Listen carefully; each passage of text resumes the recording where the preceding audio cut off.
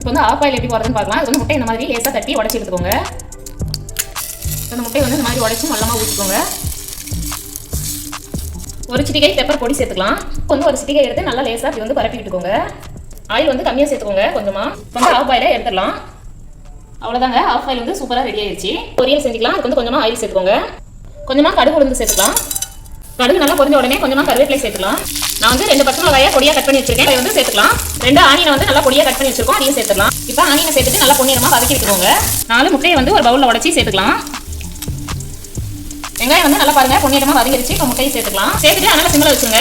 இந்த மாதிரி முட்டை கருவை வந்து உடச்சி விட்டுட்டு அப்படியே கொஞ்சம் நேரம் இருக்கட்டும். பாருங்க முட்டை வந்து நல்லா வெந்துருச்சு. இப்போ வந்து இந்த மாதிரி திருப்பி விட்டு நல்லா உடச்சி விட்டுக்கோங்க. பாருங்க நல்லா பாதி அளவு வந்து வெந்துருச்சு. இப்போ வந்து என்னென்ன பொருள் சேர்க்கணும்னு பார்க்கலாம். இப்போ கொஞ்சம் பெப்பர் பொடி, ஒரு பிஞ்ச் மஞ்சள் பொடி, கொஞ்சமாக கறி மசாலா, தேவையான அளவு நைஸ் உப்பு சேர்த்துக்கோங்க. எல்லாம் சேர்த்துட்டு நல்லா வதக்கி விட்டுக்கோங்க.